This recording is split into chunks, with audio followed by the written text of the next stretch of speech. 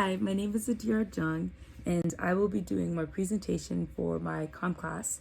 And yeah, my presentation will be about the Central Park Five. Five essentially meaning the five boys who fell victim to the crimes that were committed, and the sixth technically is what it is, with the in counting of the main victim. Central Park Five took place in 1989. It started off with reports of young men harassing homeless people in the park. Officers arrived onto scene to see what was going on so they can understand and better assess and accommodate to the homeless people to see what was going on. In the midst of this, Trisha was discovered by an officer, unconscious, unresponsive, beaten, and raped. She was later taken to the hospital and hospitalized in a coma for 12 days, unable to explain what happened, who did it to her, and identify who the real culprits were. In the process of this, an officer on the other side of the park arrested two young boys in suspicion, which is a crazy, bizarre story because the boys were just simply scared and were walking with their heads down and not wanting to be a part of what was going on.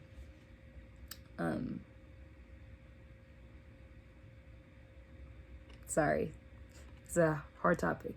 And the officers took them into their possession. And the boys that were taken were Raymond at the age of 14, and as well as Kevin at the age of 14 as well. Officers, when they took them, asked them if they knew anything of the crime that was committed against Trisha. The boys responded saying they had no idea who she was or what had happened on the other side of the park, as of the fact that they were on the other side of the park. But the officers refused to let it go and kept the boys in a jail cell overnight.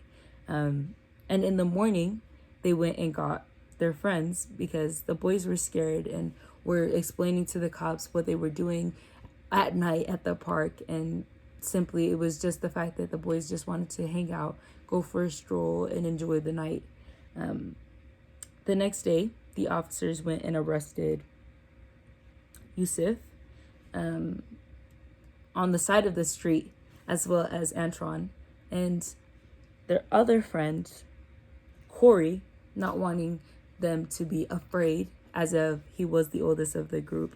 The last two I just showed you were 15, and Corey was the oldest of them, who was 16. Corey had no part of it. His name was never listed as a potential suspect to the crime committed against Trisha.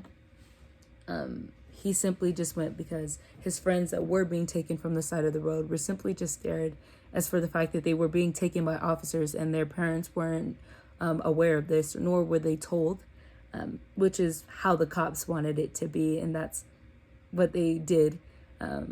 So the officers took the initiative to coerce the crimes committed and took the DNA of each of the boys and sampled it within the DNA kit that was taken from Trisha from the rape kit.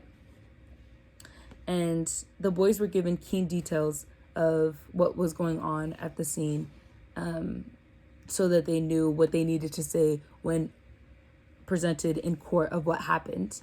The officers took Corey into another room and beat him as a way to get to the boys in order for them to coerce. And by the time that the parents found out that where the boys were and what had happened to the boys, it was too late because the boys had already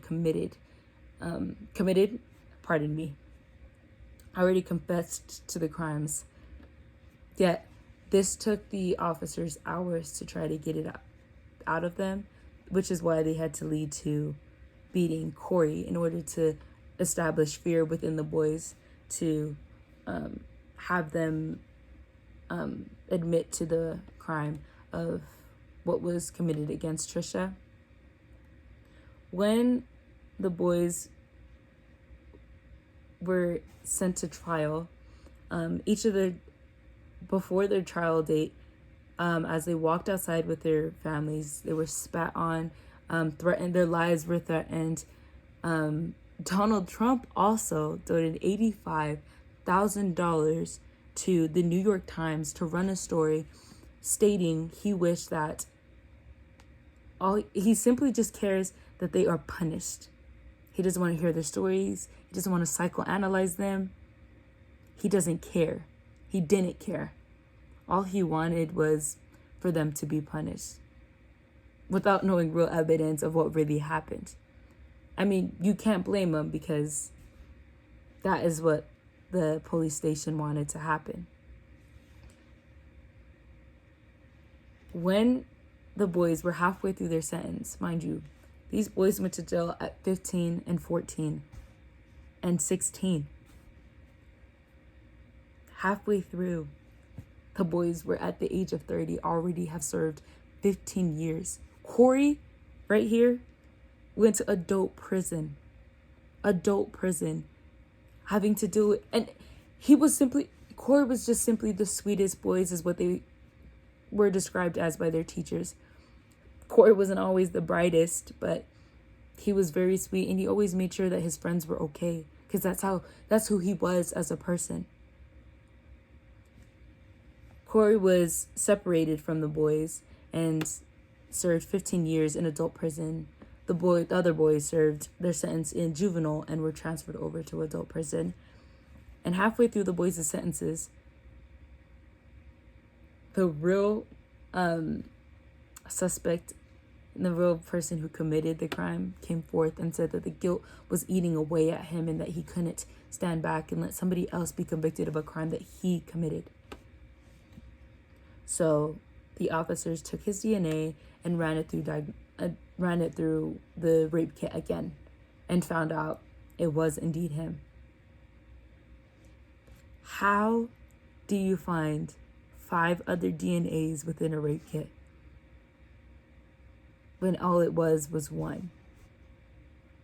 This is just a simple injustice of what America is. And as an apology, the boys, men now at the age of 30 something, were let go and were given $41 million. $41 million. Not each, all together. And they were to split it within each other. $41 million. $41 million is not enough. It won't bring back what these boys went through. It won't bring back the trauma that they went through. Corey was beaten. It's childhood robbed from him, from them. All because of what a failure the injustice system is. To conclude my speech, the justice system is very messed up and still is till this day. It's set up to send innocent men to jail, regardless of what they really did, in order to make it right or to meet justice by any means necessary. I chose this speech because I felt like it's something that we aren't discussing. It's something that we still haven't talked about within schools. But that is my presentation. Thank you.